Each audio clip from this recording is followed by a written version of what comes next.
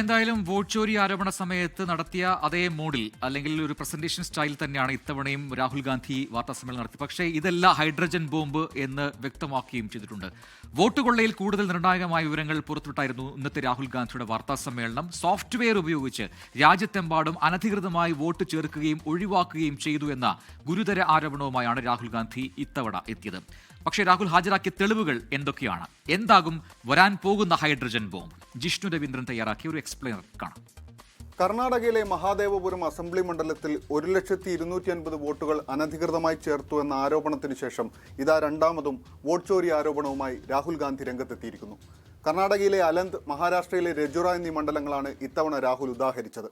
വിശദാംശങ്ങളുടെ ആധികാരികത ഇനി ചോദ്യം ചെയ്യരുത് എന്ന മുന്നറിയിപ്പായി ഇത്തവണത്തെ വാർത്താ സമ്മേളനത്തെ കാണാം. സോഫ്റ്റ്വെയർ സംവിധാനം ഉപയോഗിച്ച് രാജ്യത്തെമ്പാടും സംഘടിതമായി വോട്ടുകൾ ചേർക്കുകയും ഒഴിവാക്കുകയും ചെയ്യുന്നു എന്ന വളരെ ഗുരുതരമായ ആരോപണമാണ് രാഹുൽ ഇത്തവണ ഉന്നയിച്ചത്. അലന്തിൽ മാത്രം 6018 വോട്ടുകൾ ഒഴിവാക്കി എന്നാണ് ആരോപണം. ബൂത്ത് ലെവൽ ഓഫീസറുടെ അമ്മാവന്റെ വോട്ട് പോലും ഒഴിവാക്കുന്ന സാഹചര്യം ഉണ്ടായതോടെയാണ് ഈ നീക്കം പിടിക്കപ്പെട്ടത് എന്നാണ് രാഹുൽ ഗാന്ധി പറഞ്ഞത്. 6018 വ്യക്തികളുടെ പേരുകൾ വോട്ടർ പട്ടികയിൽ നിന്നും ഒഴിവാക്കാൻ അപേക്ഷ നൽകുകയായിരുന്നു.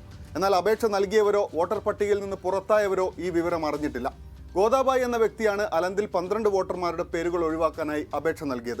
കർണാടകയ്ക്ക് പുറത്തുള്ള ഫോൺ നമ്പറുകൾ ഉപയോഗിച്ചാണ് ഈ അപേക്ഷകൾ രജിസ്റ്റർ ചെയ്തത്. 14 മിനിറ്റുകൾ കൊണ്ട് 12 വ്യക്തികളെ വോട്ടർ പട്ടികയിൽ നിന്ന് പുറത്താക്കാൻ അപേക്ഷ നൽകിയ വ്യക്തിയാണ് സൂര്യകാന്ത്.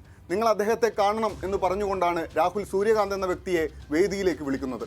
അപേക്ഷ നൽകിയത് താൻ അറിഞ്ഞിരുന്നില്ല എന്ന് സൂര്യകാന്ത് സാക്ഷ്യപ്പെടുത്തി. 36 സെക്കൻഡുകളിൽ 2 പേരെ ഒഴിവാക്കാനുള്ള അപേക്ഷാ ഫോം പൂരിപ്പിച്ച വ്യക്തിയെയും ഉദാഹരണമായി രാഹുൽ ഉയർത്തി കാണിച്ചു. വോട്ടർ പട്ടികയിൽ നിന്ന് പേരുകൾ ഒഴിവാക്കാൻ അപേക്ഷ നൽകിയ വ്യക്തികൾക്ക് ചില പ്രത്യേകതകളുണ്ടെന്ന് കാണിച്ചാണ് വോട്ട് ചോരിയിൽ സോഫ്റ്റ്വെയർ ഉപയോഗിച്ചു എന്ന് രാഹുൽ ഗാന്ധി സമർത്ഥിക്കുന്നത്. ആളുകളുടെ പേരുകൾ ഒഴിവാക്കാനായി അപേക്ഷ നൽകിയ എല്ലാ വ്യക്തികളും വോട്ടർ പട്ടികയിലെ സീരിയൽ നമ്പർ 1 വോട്ടർമാരാണ്.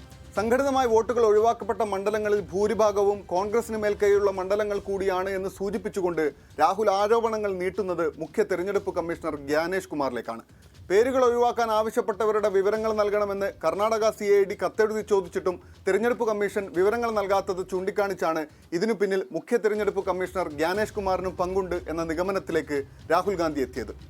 മഹാരാഷ്ട്രയിലെ രജുറയാണ് രാഹുൽ ഉയർത്തിക്കാണിച്ച മറ്റൊരു മണ്ഡലം. അലന്തിൽ വോട്ടുകൾ ഒഴിവാക്കുകയായിരുന്നെങ്കിൽ രജോറയിൽ 6850 വോട്ടുകൾ കൂടുതലായി ചേർക്കുകയായിരുന്നു.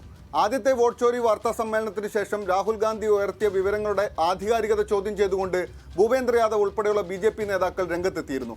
അതുകൊണ്ടുകൂടിയാവാം പൊതുമധ്യത്തിൽ ലഭ്യമായ ഇലക്ഷൻ കമ്മീഷന്റെ കണക്കുകൾ സമഗ്രമായി ഉദ്ധരിച്ചുകൊണ്ട് വീണ്ടും ഒരു വാർത്താ സമ്മേളനം നടത്താൻ രാഹുൽ ഗാന്ധി തയ്യാറായത്. ഹൈഡ്രജൻ ബോംബ് വരാനിരിക്കുന്നേ ഉള്ളൂ എന്നാണ് രാഹുൽ പറഞ്ഞത്. അടുത്ത ഡാറ്റാ ബോംബിനായി കാത്തിരിക്കാം. ലോകത്തെവിടെയായാലും ഏത് സമയത്തും 24 വാർത്തകളും ഓഗ്മെന്റഡ് റിയാലിറ്റി പാക്കേജുകളും എക്സ്പ്ലെയിനറുകളും വിശദമായി കാണാൻ ഞങ്ങളുടെ YouTube ചാനൽ നിങ്ങൾക്ക് സബ്സ്ക്രൈബ് ചെയ്യാം.